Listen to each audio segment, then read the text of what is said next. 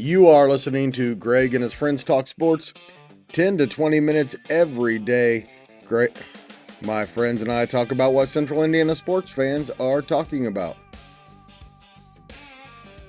Good morning, good afternoon, or good evening, Central Indiana sports fans. Whenever you tuned into the Central Indiana Sports Report, could not be happier to have you along. I'm your host, Greg Mengel, and this is my new podcast, Greg and his friends talk sports. Coming up, Marian is your Crossroads women's champion with Grace and Indiana Wesleyan's men on deck tonight. My friend Kevin Helfrich will join me to preview that one. IUK will face IUS for the River States Men's Conference Championship. And it's finally here, the high school boys basketball postseason. Sectionals begin on Tuesday night locally at Elwood, Eastbrook, Manchester, Bellmont, Logansport, Frankfort, Newcastle, Greenfield, Central, and Noblesville. And we'll hear from my friend Brent Brobston, Frankton Eagles head coach, about the health of his team and facing rival Lapel right out of the gate. Before we get to that, we released Elwood and Eastbrook sectional previews with Michelle Garman and Grant Schaus, and of course the contending coaches earlier Tuesday. Please go check that out. Also, earlier Tuesday, we released our IU report with Grant Schaus and Mike Hutzel. And on Wednesday morning, our Purdue report with Jake Dunn. We're also working on a Colts report for later this week, assuming the Colts use their franchise tag by today's 4 p.m. deadline. More on that on tomorrow's show. Of course, tomorrow's show will be mostly about high school sectional scores and highlights. Number 4 Marian defeated number 6 St. Francis 72-65 to win the Women's Crossroad League Championship on Monday night. The Knights outscored the Cougars 26-13 in the fourth quarter. Abby McNally led Marian with 26 points, and Taylor Double scored 11 of her 16 points in the fourth quarter comeback, going 3 for 3 from behind the three-point line. It's the Knights' second league tournament title in the last 3 years. DePauw and Trine received berths in the Women's Division III tournament. DePauw as the NCAC champion and Trine as an at-large. DePauw is 19-19 and faces 22-5 Carroll, Illinois Friday at 8:45 p.m. in Waukegan. Trine is 22-5 and faces 20-7 Shenandoah at 5 o'clock Friday in Granville, Ohio. No Indiana schools made the Men's Division III tournament. And IU Indy season came to an end Monday in Cleveland with a first-round loss to Cleveland State, 101-93. Jackson Edwards from Cathedral had 23 points and 10 rebounds in his final game as a Jaguar. It was a slow Monday, so here we are already looking ahead to Tuesday. And at 7 o'clock, it's the Crossroads Men's Championship between number 4 Indiana Wesleyan at number 2 Grace. Grace swept the regular season and won the league regular season title, but the Wildcats are playing awfully well. Freshman Grady Carpenter from Tipton is leading the Lancers at almost 5 assists per game. And here's my friend Kevin Helfrich to preview the Crossroads League Championship. Kevin, Indiana Wesleyan didn't lose very often this year, but they lost twice to Grace. What has to be different tonight? Well, the Wildcats are going to have to play a little bit better defensively than what they have in the first two outings against the Lancers. They lost 92-83 back on January 10th at Indiana Wesleyan, and then 83-78 up at Grace just a few weeks ago on February 14th. Actually led most of that game, but defensively let down the final 5 to 10 minutes, and just can't have those letdowns if you're going to be the team in the quality of Grace. But you could make an argument that Indiana Wesleyan is playing its best basketball right now. Well, they really are. I mean, look at it. They've won 16 of their last 18 games, and obviously those 2 losses were to Grace. So going to have to find a way to get over the hump. This is a Grace team that has kind of had Indiana Wesleyan's number of late. They beat them 9 straight times, so it's kind of in their heads, I think, a little bit. And, the Lancers are the new bullies of the Crossroads League block. Indiana Wesleyan used to hold that title, but right now Grace has won the last 4 Crossroads League tournaments as well as the last 4 regular season titles, so they are definitely the team to beat, and it'll be a tough one up at Grace. Okay, thank you. Going to Winona Lake is never an easy trip, is it? No, it's not. And the last time Indiana Wesleyan came out of there victorious was back on January 7th of 2023, a 72-67 victory. But no current Wildcat on the roster was on that squad that went up to Grace and got that victory. So it'll be new thing if the Wildcats can go up and get it done with this squad. But they're going to make the NAIA tournament either way, right? Yeah, they've already are going to host. That was came out yesterday that they will be hosting on March 13th and 14th.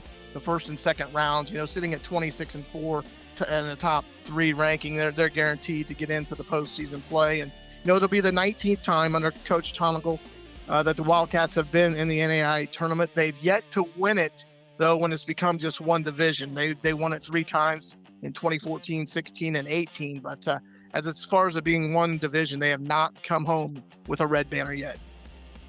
Well, maybe this is the year, Kevin. Thank you so much for your time, and I look forward to seeing what happens tonight.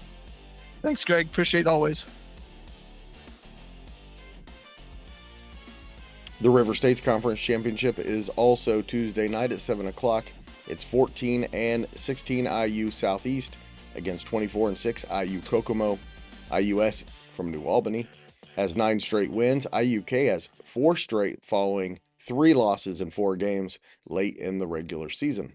Freshman Alonzo Clausen-Smith is the leader for the Cougars at 18.5 points and 6.2 assists per game. Again, he's a freshman. Duke is the near unanimous number 1 in the latest AP and coaches polls. Number 2, Arizona got a few first place votes in each poll. Michigan is number 3, UConn, Florida, Iowa State, Houston, Michigan State, Nebraska, and Texas Tech are your top 10, with just over a week left in the regular season. Illinois is number 11, Purdue falls to number 14 in the coaches and 15 in the AP, and unbeaten Miami is up to number 19 in the media poll and number 20 among the coaches. And at 7 o'clock on Tuesday, the Red Hawks look to make it 30-0 on the season against 16-13 Toledo in Oxford. The regular season finale is Friday at 9 against rival Ohio on the road. Also at 7 o'clock in the MAC, Ball State is at Western Michigan. Both teams are 10-19. And at 8 o'clock, Purdue-Fort Wayne is at Green Bay in the first round of the Horizon League tournament. Both teams are 17-14. Green Bay is the 5 seed. Purdue-Fort Wayne is the 6 seed. And a couple of big games in the Big Ten, both of them late. Oregon at Illinois at 9 and Nebraska at UCLA at 11. Illinois and Nebraska both still in contention for the number 2 seed in the Big Ten tournament. And high school basketball sectionals get underway on Tuesday night. Here are our local matchups at Noblesville. It's 12-10 Noblesville against 13-10 Zionsville, followed by 14-9 and 12th ranked Hamilton Southeastern against 13-8 rival Westfield. Number 1 Fishers will play the Hamilton Southeastern Westfield winner on Friday. The Tigers going for 3 straight semi-state championships and 2 state titles in the last 3 years. At Greenfield Central, it's 11-11 Muncie Central against 6-18 Richmond, and 15-7 Anderson against 17-5 Pendleton Heights in a great first day matchup. The Arabians beat Anderson 58-50 in the season opener. Favorite Mount Vernon drew a bye and is a significant favorite in this sectional. In Class 3 at Bellmont in the Fort Wayne area, at 7-15 Mississinawa against 16-7 New Haven. After 12-10 Norwell against 15-8 Heritage. Defending champion Marian will play the Norwell Heritage winner in Friday's semifinals in a wide open sectional. At Logansport, it's 15-5 Northwestern against 11-12 Twin Lakes in the only game on Tuesday. The winner faces Logansport in Friday's semifinals. The defending champion is Maconaquah, but the Braves are just 3-19 this year. West Lafayette is the favorite. At Newcastle, it's number 8 Jay County against number 14 Yorktown in the first game. Jay County 20-3, Yorktown 14-8. And then it's 10-12 Newcastle against 13-9 Hamilton Heights. Again, a wide open sectional at Newcastle. Delta is the 3-time defending champion and drew a first round bye and is definitely a contender, but not the favorite to win their 4th in a row. And at Frankfort, it's number 10 Brebeuf against Tri-West in the only game of the night. Class 2A is the class that we'll be paying the most attention to, most of our schools that we cover. are in Class 2A, and at Manchester, it's 15-8 Eastern against 6-16 Wabash, and 21-2 in second-ranked Oak Hill against defending state champion Manchester. The Squires are 11-11. Oak Hill looking to unseat Manchester not only as sectional champions, but as state champions. Oak Hill beat Manchester by 36 points earlier this year, avenging a couple of losses from last year. And at Elwood, where I will be on Tuesday night along with Michelle Garmond to do a full recap and talk to some coaches. It's 6-16 Tipton against 15-8 Taylor in the opener. Then the one we're all excited for, it's number 9 Lapel against rival Frankton. Both teams have 17 wins. Lapel won an absolutely wild win earlier in the season at Frankton, but Frankton beat the Bulldogs in last year's postseason. Frankton and Lapel have played each other 12 times in the sectional in the class era, with both teams winning 6. Tipton is the 4-time reigning champion. Here's my friend and Frankton head coach Brent Brobston to talk about the Lapel matchup and the health of his team. First, everybody wants to know what's the injury situation.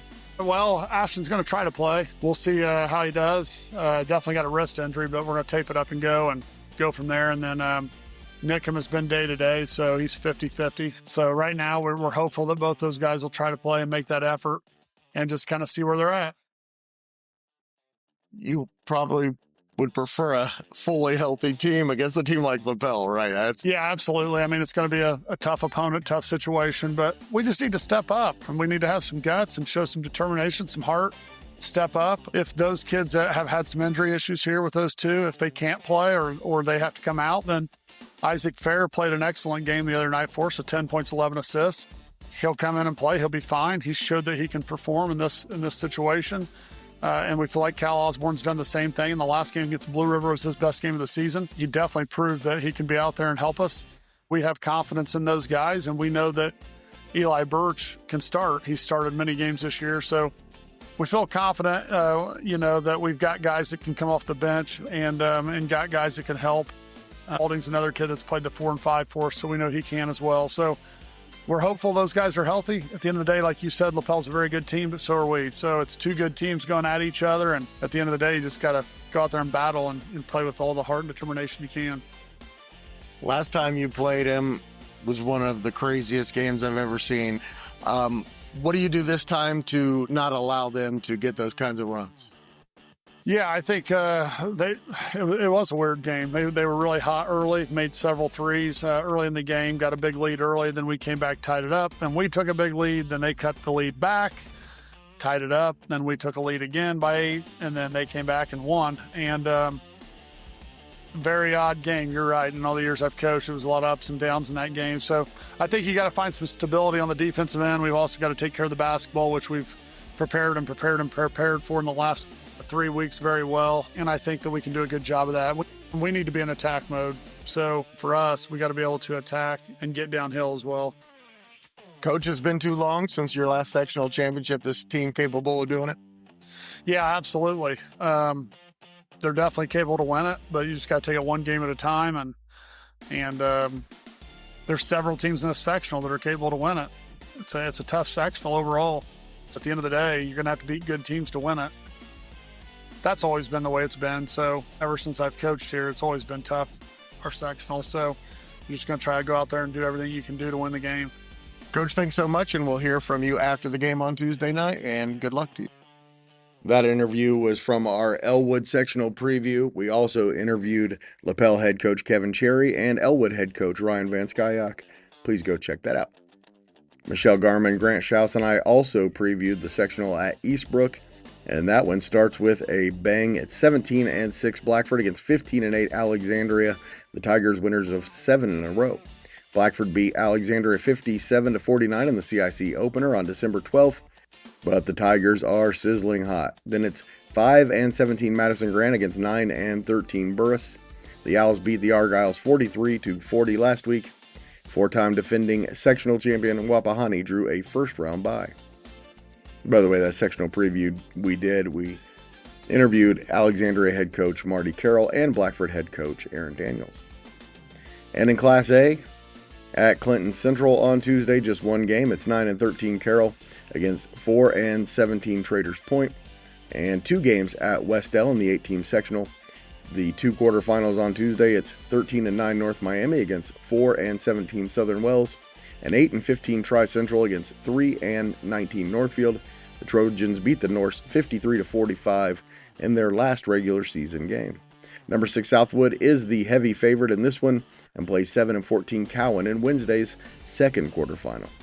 And 2 games at Indiana Deaf on Tuesday night. It's 15-9 Purdue Broad Ripple against 7-17 Indiana Deaf. And then it's 9-13 Anderson Prep against 3-14 International. And the Boom are back in action at 9 o'clock Tuesday night for a big game in Mexico City. The Boom have lost 3 straight and 4 of 5 and are currently a half game out of the playoff picture. Thanks so much for joining me and my friends. We will be back tomorrow.